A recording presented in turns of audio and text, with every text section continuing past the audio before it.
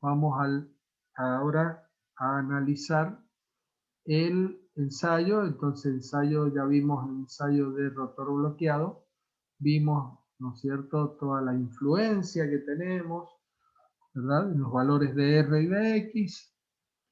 Y ahora vamos a analizar el ensayo de vacío a rotor libre, que es el otro ensayo que nos va a permitir determinar los parámetros del circuito equivalente y obtener el circuito equivalente completo, total, ¿sí?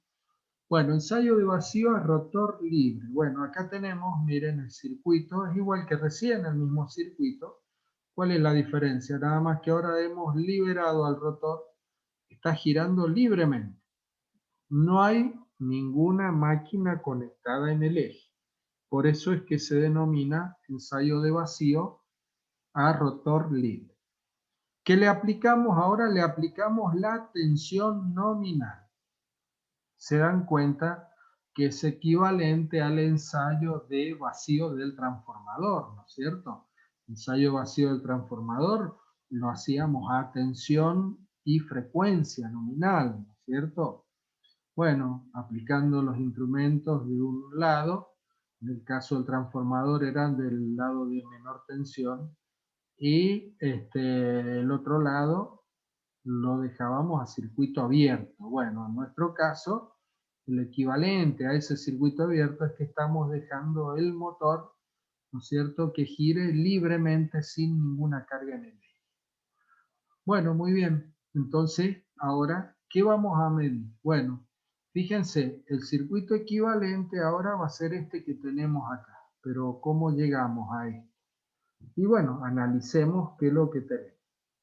Fíjense que si estamos hablando ahora que el rotor está girando libremente, ¿verdad? Vamos a tener que el deslizamiento va a tender a cero, ¿sí?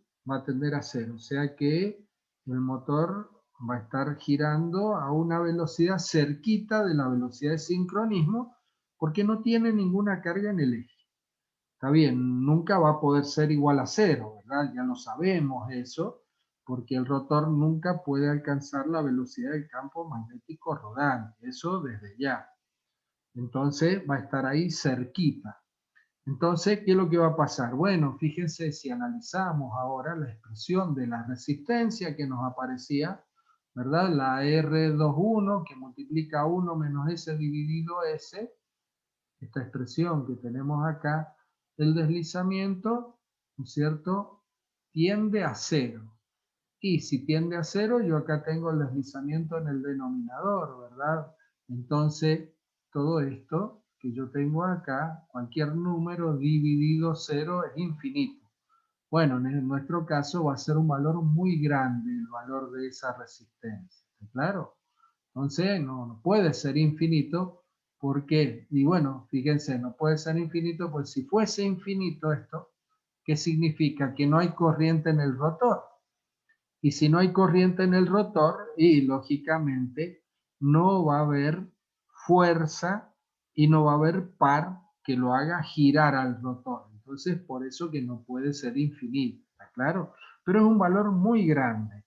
Por lo tanto, por ser un valor muy grande, la corriente que va a circular por este circuito que teníamos acá, donde estaba el R21, el X21, y esta resistencia, R21 por 1 menos S dividido S, la corriente va a ser un valor muy pequeño, que es en realidad la corriente que está circulando por el rotor, que es una corriente muy pequeña.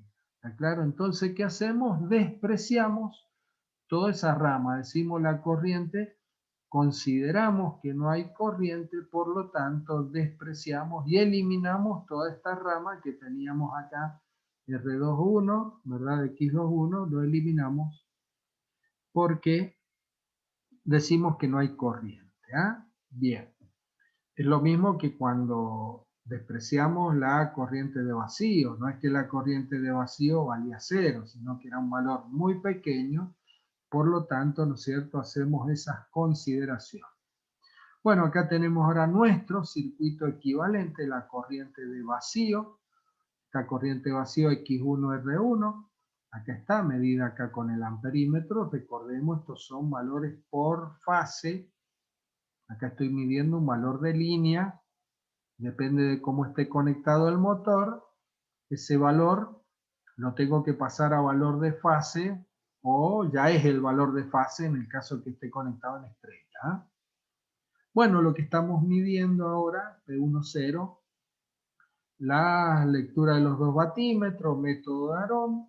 Esto va a ser, ¿qué cosa? Y bueno, ahora va a ser pérdidas en el cobre en el estator, debido a esta corriente I0, ¿verdad? Esta corriente I0 multiplica, es decir, circulando por esta resistencia, que es la resistencia del bobinado del estator, en este caso es por fase, va a generar calor por efecto Joule. Eso es pérdida en el cobre 1. Más que, y las pérdidas en el hierro y la corriente histerética circulando por R0 va a generar una determinada cantidad de calor que es equivalente a la cantidad de calor, ¿sí? A la cantidad de calor generada en el núcleo debido a las pérdidas en el hierro. ¿Ah? Bien. ¿Y qué más? Y bueno, y está girando. Entonces también tengo ahora las pérdidas por rozamiento y ventilación o pérdidas mecánicas. Las pérdidas en el cobre las puedo determinar, pérdida en el cobre 1. ¿Por qué? Y bueno, porque dijimos que podíamos medir la resistencia del bobinado del estator y multiplicado R1 multiplicado por I0, que está medida con el amperímetro al cuadrado por el número de fase, me da las pérdidas en el cobre. O sea que este es un valor que lo puedo determinar perfectamente. ¿Ya?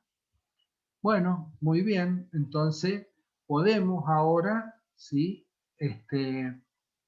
Con esos valores de la corriente y de la tensión, ¿verdad? Podemos obtener, por ejemplo, igual que con la potencia, la tensión y la corriente, podemos obtener el factor de potencia de vacío, P10 dividido M1 o 1 y 0, ¿verdad? Y con los valores de la corriente de vacío, ¿verdad? Y el coseno de φ0 puedo determinar el valor de la corriente histerética y el valor de la corriente magnetizante. Entonces, si puedo determinar el valor de la corriente histerética que circula por acá y el valor de la corriente magnetizante que circula por acá, y si decimos estos valores de R1 y X1 son valores pequeños, y yo puedo decir que con el valor de la tensión nominal y estos valores de la corriente histerética y la corriente magnetizante puedo determinar el valor de R0 y el valor de X0. ¿Ven? Y acá estoy determinando los parámetros del circuito equivalente en vacío. Bueno, ahora si lo quiero hacer con mayor precisión, digo, bueno, no despreciemos esto. Pero el R1 ya lo conozco y el X1 también lo conozco porque lo determiné en el ensayo de cortocircuito, de rotor bloqueado. Entonces, con el valor de la tensión, con el valor de la corriente, con el factor de potencia de vacío y con X1 y R1, puedo determinar el valor de la FEM que voy a tener aplicada acá a los extremos de R0 y X0. ¿Está claro? Recordemos que, a ver, este valor que tenemos acá lo podemos denominar E1 o menos E1, lo denominábamos porque era una fuerza electromotriz autoinducida, bueno, en fin. Pero es el valor de E1, sería el valor de la tensión, vector, ¿verdad? Menos, ¿qué cosa? Ahí la caída que se produce acá y la caída que se produce acá. O sea, I0 vector que multiplica a R1 más JX1. Este que está acá, ¿sí? Bueno, esto, dicho de otra manera, sería esto que tenemos acá, ¿ven? Ya tenemos la FEM, va a ser la tensión Q1 a 0 grados menos la corriente, ahí está menos φ0, el ángulo que obtuvimos recién, que multiplica R1 más JX1, y acá determino R0 como E1 dividido la histerética, X0 E1 dividido la corriente magnetizante, y de esa manera determinamos los parámetros del circuito equivalente. ¿Está claro? Bueno, también podemos determinar, fíjense, el R0 también lo podemos determinar a través de las pérdidas en el hierro. Pero bueno, las pérdidas en el hierro todavía no las hemos determinado. ¿Por qué motivo? Bueno, porque eso es lo que vamos a ver ahora, ¿sí? Eso es lo que vamos a ver ahora. Entonces, ya esto era para completarle cómo podíamos determinar los parámetros del circuito equivalente. Pero acá, a través de este ensayo, podemos hacer la separación de pérdida entre las pérdidas en el hierro y las pérdidas mecánicas, ¿sí? O pérdidas por rozamiento y ventilación, ¿sí? Bueno, acá lo tenemos, es el mismo ensayo, ¿eh? Estamos hablando del mismo ensayo. Nada más que ahora vamos a hacer lo siguiente. Vamos a tomar valores de tensión, vamos a ir variando la tensión, ¿sí? Ya los parámetros del circuito equivalente ya vimos cómo se determina. Pero ahora, a través de este ensayo vamos a decir, no, pero ahora vamos a determinar las pérdidas en el hierro y las pérdidas mecánicas. Las vamos a separar a las dos, vamos a determinar qué valor tiene cada una de ellas. Para eso vamos a realizar una gráfica. Esto se hace gráficamente. Entonces vamos a graficar la potencia. ¿Qué potencia? Y la potencia que habíamos medido con el batímetro, con los dos batímetros P10, pero a esa le vamos a restar las pérdidas en el cobre, que sabíamos, ya vimos cómo se podían determinar, ¿está? Entonces la P10 es la suma o la resta de la lectura de los dos batímetros, ¿sí? En nuestro caso va a ser la resta porque el coseno de phi va a estar por debajo de 0,5. Entonces va a ser P10 menos las pérdidas que vamos a tener en el cobre, del estator en vacío, y a esto lo llamo P sub 0. Entonces vamos a representar acá P sub 0 en un eje y en el otro eje vamos a representar la tensión. Esa tensión la vamos a ir variando, ¿sí? La vamos a ir variando desde un valor por encima del valor de la tensión nominal, ¿cuánto? No mucho, aproximadamente un 20%, o sea, 120% de la tensión nominal, un 20% por encima, ¿verdad?, de la tensión nominal. Entonces vamos a tener que tomar ahí, graficar ese valor de tensión y vamos y medimos lo que miden los batímetros, ¿está? Medimos lo que mide el amperímetro.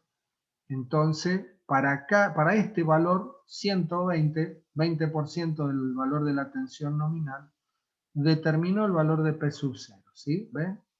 Determiné P10 con las lecturas de los dos batímetros y determiné las pérdidas en el cobre porque, cuidado, estoy midiendo la corriente que está consumiendo el motor en esa condición.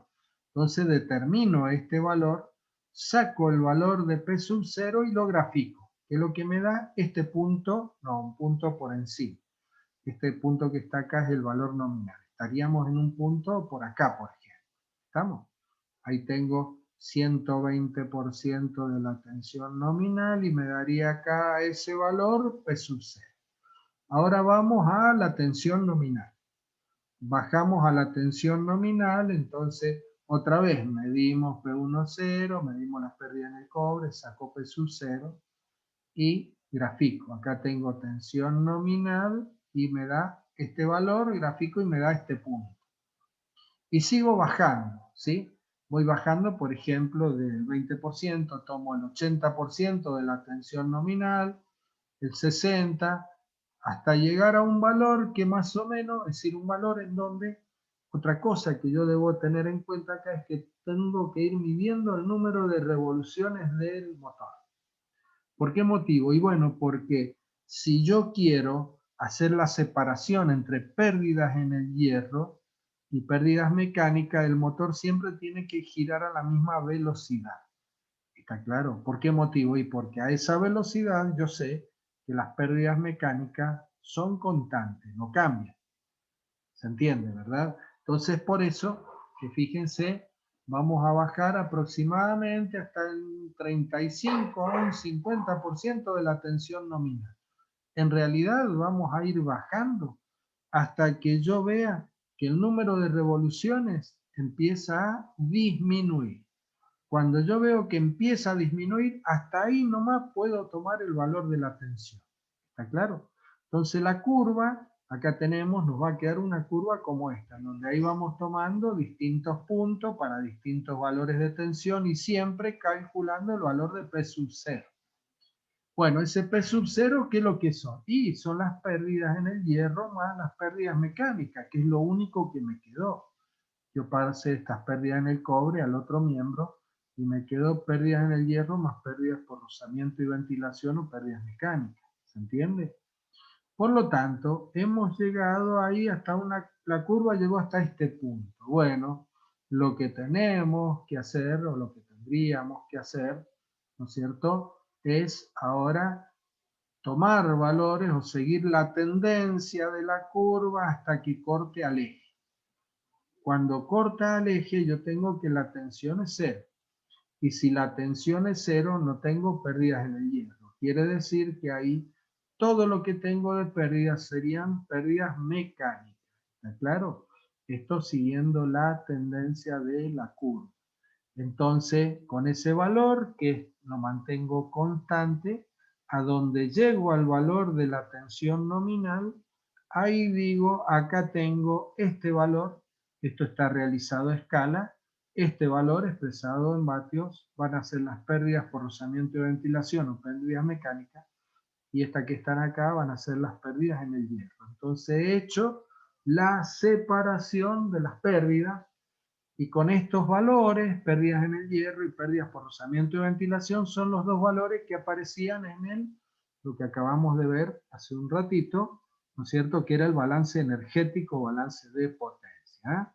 Bueno, acá tenemos un problema. ¿Cuál es la tendencia de la curva? ¿Acá me vengo por acá o me voy más arriba o me voy más abajo? Bueno, para entonces, digamos, eliminar ese error, lo que podemos hacer, en vez de graficar en función de la tensión, graficamos lo mismo, el P sub 0, que son las pérdidas en el hierro más las pérdidas mecánicas, en función de la tensión al cuadrado. Entonces, esta curva era una curva parabólica, entonces si yo estoy representando en función de la tensión al cuadrado, se me va a transformar en una recta. Entonces ahora es mucho más simple seguir la recta hasta que corte a el eje de ordenada, ¿verdad? Entonces ahí la ordenada al origen, que es lo que son las pérdidas por rozamiento y ventilación, me voy al valor de la tensión nominal y ahí tengo, ¿verdad?, las pérdidas por rozamiento y ventilación y las pérdidas en el hierro. Hemos realizado ese ensayo, ¿no es cierto? Y hemos podido obtener las dos pérdidas, las hemos podido separar. Podemos determinar cuánto vale una y cuánto vale otra. ¿Está? Bueno, muy bien. Ojo, estos son ensayos que los puede realizar cualquiera con cualquier motor, teniendo los instrumentos, ¿verdad? Esto se puede realizar con mucha facilidad, no es que sea algo muy complicado de hacer, no, esto es simple, es simple. Bueno, otro ensayo que también podemos hacer para determinar ya las pérdidas en el hierro solamente es el ensayo de vacío a velocidad sincrónica. Bueno, lógicamente, si yo quiero que el rotor gire a la velocidad de sincronismo, ahora voy a necesitar de otro motor.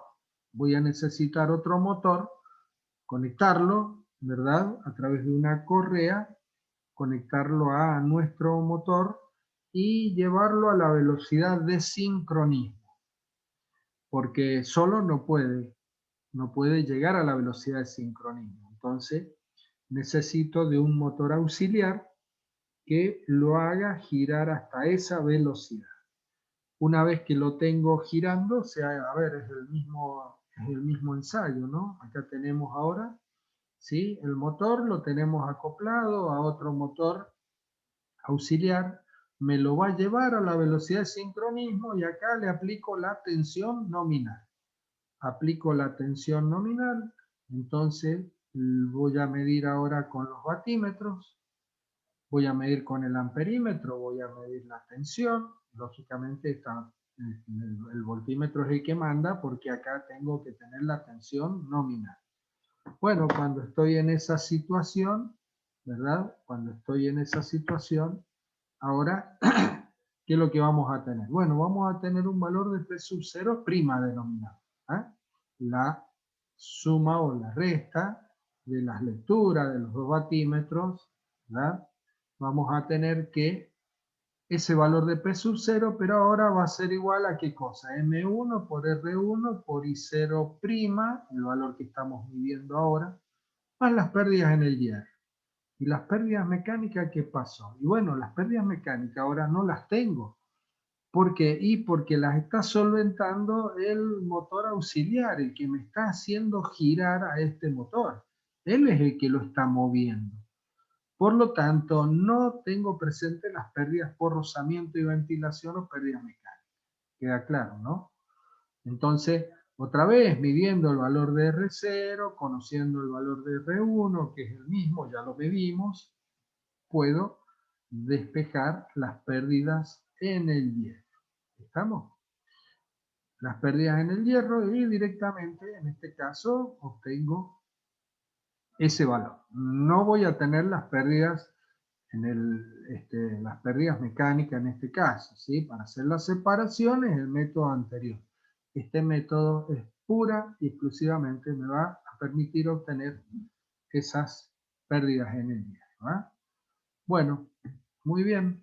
Acá tenemos lo que vimos recién a través de los parámetros, cómo obtenemos los parámetros del circuito equivalente por este lado, pero también lo podríamos haber obtenido por este lado porque ahora ya sabemos cuánto valen las pérdidas en el hierro y esas pérdidas en el hierro va a ser igual a, ¿qué cosa? M1 multiplicado la corriente histerética al cuadrado, que la determinamos, ¿sí? Pérdida en el hierro dividido M1 por I histerética al cuadrado, eso me va a dar el valor de R0. Claro, porque habíamos dicho que acá en R0 es donde se encuentran las pérdidas en el hierro, claro, porque las pérdidas en el hierro generan calor en el circuito magnético. Y acá la corriente histerética al circular por R0, también acá es donde se genera esa cantidad de calor equivalente. ¿Ya? Y por último, X0, y lo puedo determinar a través de la tensión dividido la corriente magnetizante o por el otro lado con la FEM en forma exacta dividido la corriente magnetizante. ¿Ya? Bueno, muy bien. Por último, bueno, esto se aplica para cualquier tipo de máquina. Los valores en por unidad, ¿sí? Valores en por unidad de los parámetros. Esto ustedes lo han visto, han trabajado en electrotecnia y también en centrales trabajan en valores por unidad, que es referir, ¿no es cierto?, los parámetros de la máquina, que es la máquina que se esté hablando, ya sea este motor, o puede ser una máquina sincrónica, ¿no es cierto? Cualquier tipo de máquina, en donde se pueden expresar los valores en por unidad. Para eso hay que tomar valores de referencia o valores de base. ¿Qué es lo que se toma normalmente, ¿no es cierto?, como valores de base? Y se toma la potencia de la máquina y la tensión con la que trabaja. ¿Está? Entonces, si tenemos la potencia de la máquina y tenemos la tensión con la que se trabaja, son los valores que tomamos de base, son los que tomamos como referencia, podemos obtener la corriente. Estamos hablando de la potencia de la máquina expresado en kVA. Pues, a pesar de que aparece una P acá, pero estamos hablando de los valores en kVA, ¿sí?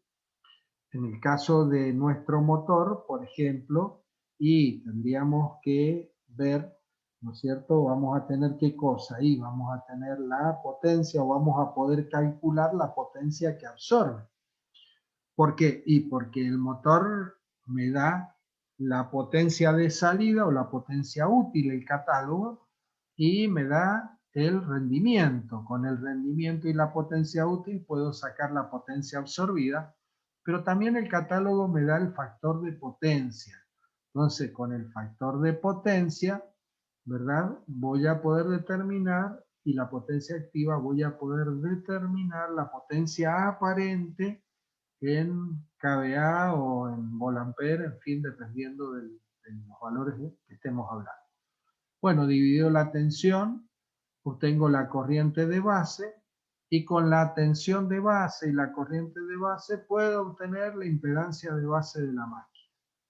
¿Estamos? Entonces, estos valores, este valor sería la impedancia de base, y con esa impedancia de base nosotros podemos obtener los valores por unidad, ¿verdad?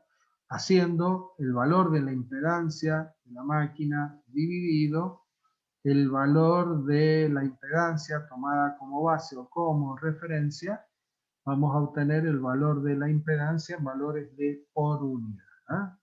Bueno, acá aparece un ejemplo, entonces esos valores de por unidad para máquinas similares, ¿verdad? Tienen valores iguales, valores de por unidad o muy parecidos, ¿sí? A pesar de que sus valores pueden ser distintos, los valores de impedancia pueden ser distintos, aunque sus valores en por unidad van a ser parecidos, ¿sí? Bueno, este es un ejemplo en donde no habla de un motor, habla de dos generadores de distinta potencia y de la misma tensión, pero de distintas potencias. Ahí sale el número de revoluciones y nos da el valor de XS. Esta es la reactancia síncrona, que ya lo vamos a ver, de qué se trata esto. Me dice que es 1,24 en valores de por unidad o 124% la otra. Estamos hablando de lo mismo. Estamos hablando, los dos valores son lo mismo, expresado en porcentaje o expresado en valores de por unidad. ¿Eh? Bueno, entonces acá con la tensión se saca la reactancia base, ¿verdad? De uno y de otro. Ahí tenemos los valores de la reactancia base. Y luego se saca el valor de la reactancia real de una máquina y de la otra, tomándolos para los valores en por unidad, porque recordemos que el valor en por unidad sería el valor real dividido el base.